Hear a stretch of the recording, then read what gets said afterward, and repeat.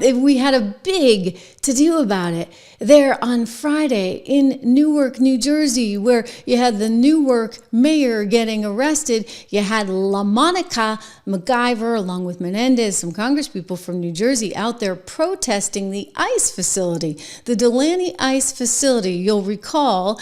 And they said, there's absolutely no way that ICE should be operating here. They cannot take our New Jersey residents. Well, actually they can, because it goes back to the Constitution and federal law and the supremacy clause and the fact that the federal government is actually responsible for things like naturalization and immigration, etc.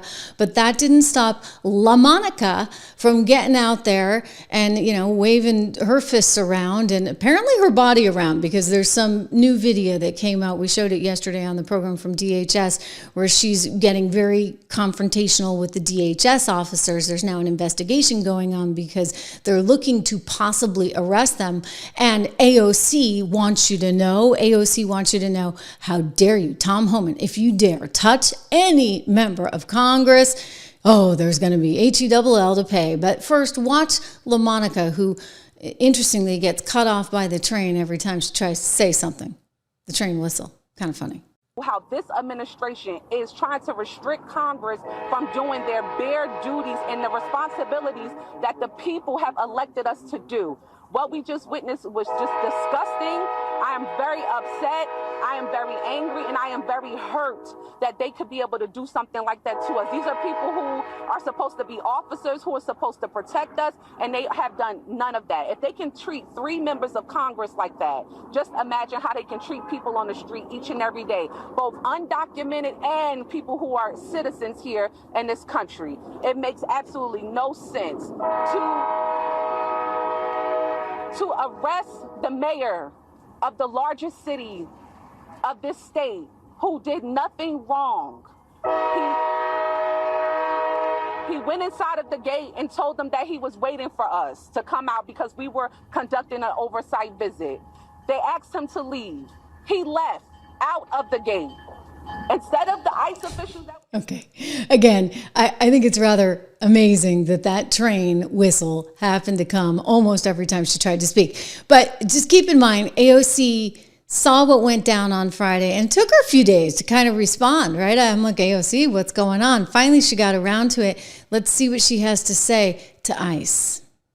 If anyone's breaking the law in this situation, it's not members of Congress, it's the Department of Homeland Security. It's people like Tom Homan and Secretary Kristi Noem. You lay a finger on them, we are going to have a problem. All right. So, you heard her.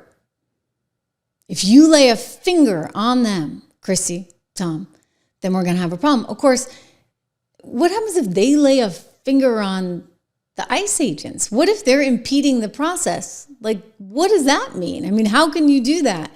We talked yesterday about, was this an insurrection or not? Because it certainly looks pretty egregious and aggressive when you have all of those people trying to actually trespass onto federal property after being repeatedly told, no, you can't do that. Andy McCarthy was on Fox talking about this just last night. I want to show you an excerpt of the interview.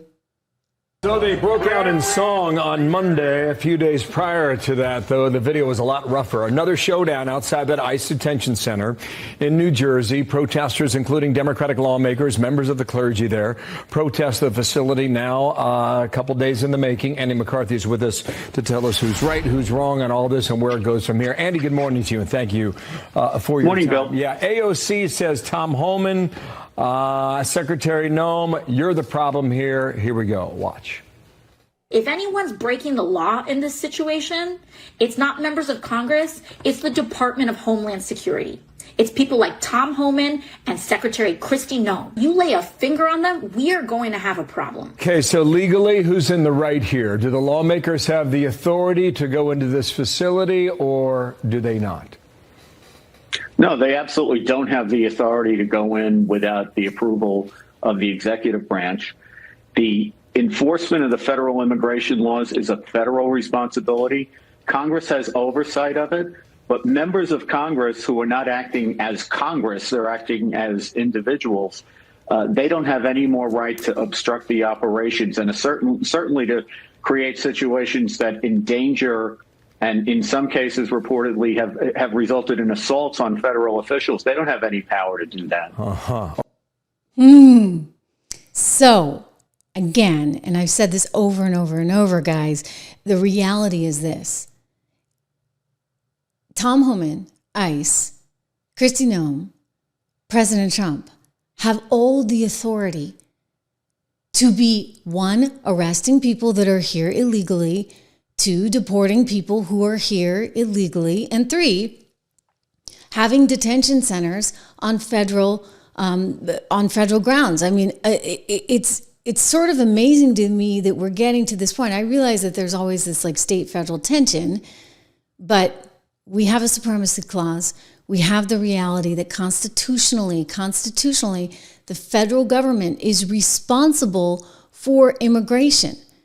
So I'm not sure what they're coming away with. We've been through this before. You know, the regulating foreign commerce is one of the ways that they can justify the power to have certain people in this country or not. That would be Article 1, Section 8, Clause 3. You've got Congress's power to establish a uniform rule of naturalization. That's pretty blatant, right? Article 1, Section 8, Clause 4, or the federal government's inherent power over foreign affairs and national sovereignty. And that comes via Marco Rubio, Department of State, etc. And they've had a number of cases actually in the past. You can go all the way back to 1893, 1889 that went through all of this. Okay, so the precedent is there. You also have the supremacy clause. The supremacy clause ensuring that the federal immigration laws are overridden or do override conflicting state laws. So for AOC to try and create this state versus federal environment, or Letitia James for that matter, or any of these states,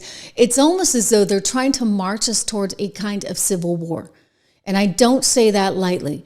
That is effectively what they're trying to get at by trying to say the federal government doesn't have any right to be going after people who are in such violation of federal rules. This is the rule of the land, okay? And unless you all want to become like Europe, and New York wants to go be New York, and California wants to go become its own nation, the rules are the rules. And they're going to stay the rules. And you can take this all the way up to the Supreme Court, but the Supreme Court's going to give the exact same answer that I'm giving you right now, okay?